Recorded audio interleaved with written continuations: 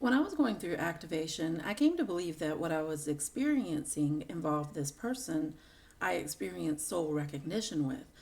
I heard other people mention how you're meant to align with your soul frequency, and I tried to understand what that is so I could do it because I just wanted to know what I needed to do to be able to experience more with him.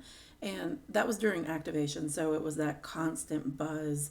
And back then, I didn't realize that this journey isn't something you do, but rather it's something you allow. And through that surrendering of your egoic control, your experience transforms you in so many phenomenal ways. And what I'm sharing here is part of that through my most recent growth, which has to do with my last video on knowing your worth. And one of those things I've learned as I've been going through this growth is that it's actually not about aligning with your soul. It's not that directly. So, how I came to this was through the word shift, which has stood out to me a lot lately, and it's helped me to get a better understanding of aligning with my shared soul frequency. But I'm not going to talk about how to do that, as there's a lot of information out there. And as I just mentioned, it's not something you do, it's something you allow through your own guidance that is specific to you, which is actually pretty much all you need to do. So I guess this is a how to after all. But also, I believe shifting our frequency goes hand in hand with manifestation, which I'm not getting into any how to on that either. But I just want to share my understanding because it gave me something to visualize, which I really like. As physical beings, we have a frequency that is made up of various frequencies and can change with different vibrations. Even our organs have certain frequencies. I call this our physical frequency because we may not be in our soul frequency, which is what our frequency is as we align with our true design. And our physical frequency, as well as our twins, has the potential to be our soul frequency in our human design. Because I believe we can't actually align with our soul frequency on the soul level, that in our 3D design, we're not meant to align with that. Like it's not physically possible or not sustainable for our bodies. Maybe possibly for somebody who is guided to that through certain practices, like that's their purpose. But that's why we have our higher self, which is our higher state of consciousness, where our physical frequency and our physical capacity is balanced with our soul frequency or is balancing with it, like moving towards our soul frequency. Because our higher self is always aligned by moving towards our soul frequency, and in every moment of our existence, our higher self is creating our best path based on our experience. So if I'm currently having a low moment, a low vibrational moment, my higher self creates a path to my soul, and I can choose to follow it or not. That's why awareness is so much of balancing with our soul, in my opinion, rather than actually being balanced all the time.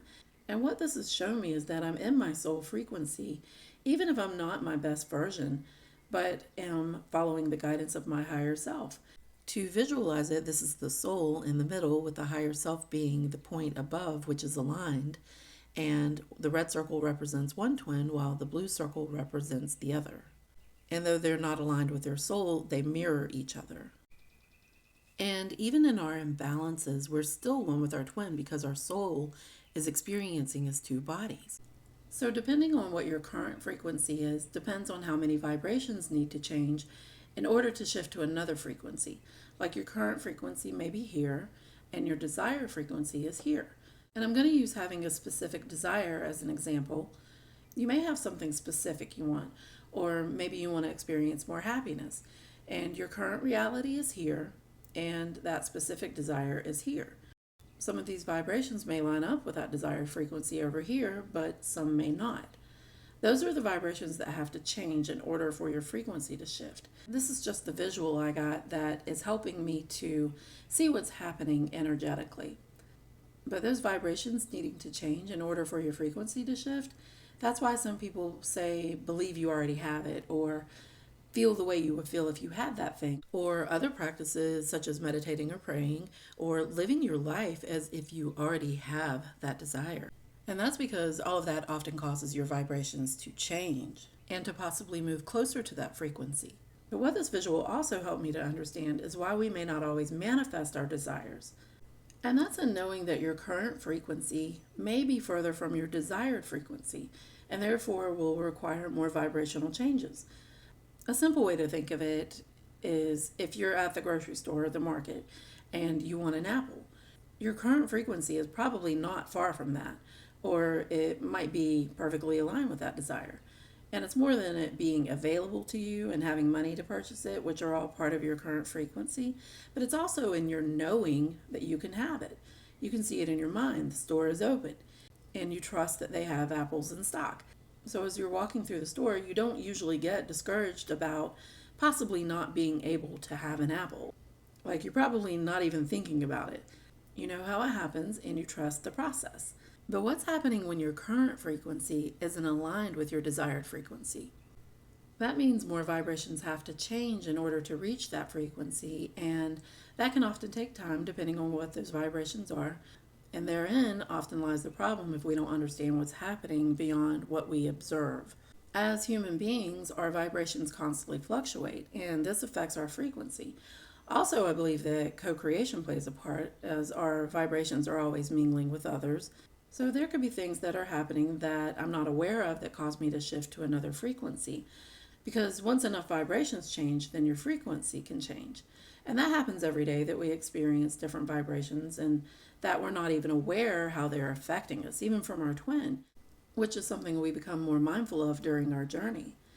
So I believe everything exists as potential, and matter is the polarity of that infinite potential. Potential is spiritual, and matter is physical. And I believe there are different layers to manifesting matter. Like, you can manifest more from the spiritual or potential end of the pole, where you quickly or immediately shift to the frequency of your desire. Like, that's what might be considered where miracles occur. And you can also make things happen by moving matter through more physical intentions, which is through a denser energy, doing things to change your vibrations so that you can gradually shift through frequencies to get to your desired frequency.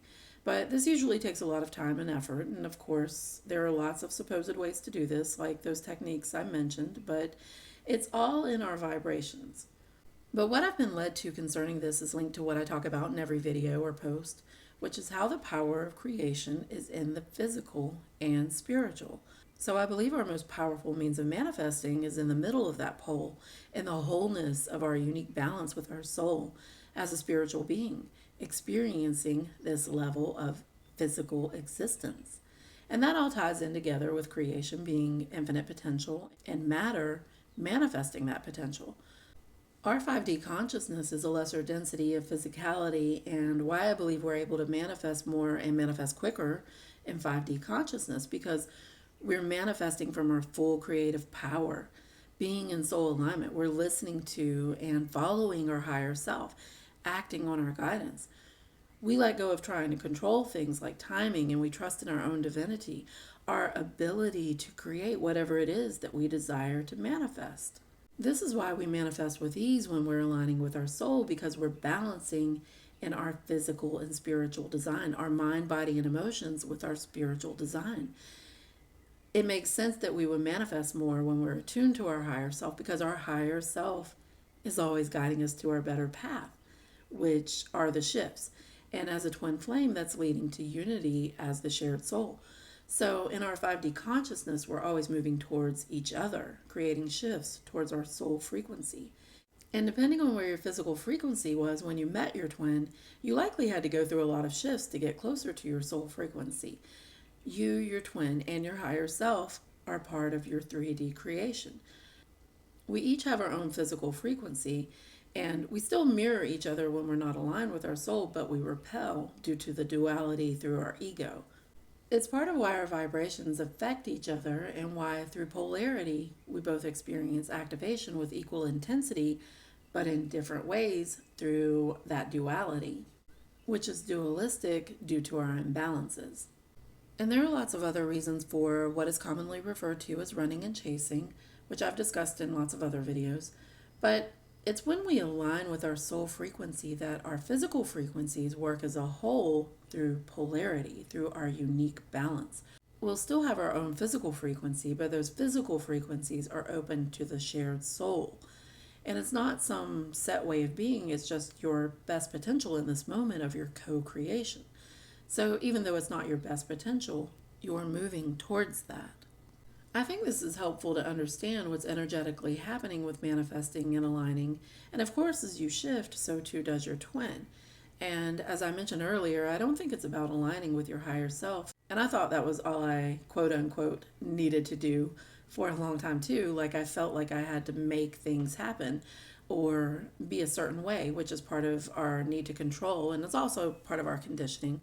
But I think soul alignment is a result of what we're being guided to, which is the first and also most recent thing I've experienced on my journey. When I first opened to my higher self and my journey through awareness, my path involved self love, which opened me to my higher self even more. And now I'm growing through self worth, which the word I hear is consecrate. Our self worth consecrates our heart. And I looked up the definition of that word because I know ships and churches get consecrated, but what does that actually mean? It means to dedicate to a divine purpose. So I'm being told that through our self worth, I just got a little teary eyed, our hearts become dedicated to our divine purpose. Like, wow, I don't know about you, but I'm excited to see where that takes us. And I believe my twin is mirroring this from the heart. This is why we can be aligned with our soul through attuning to our higher self.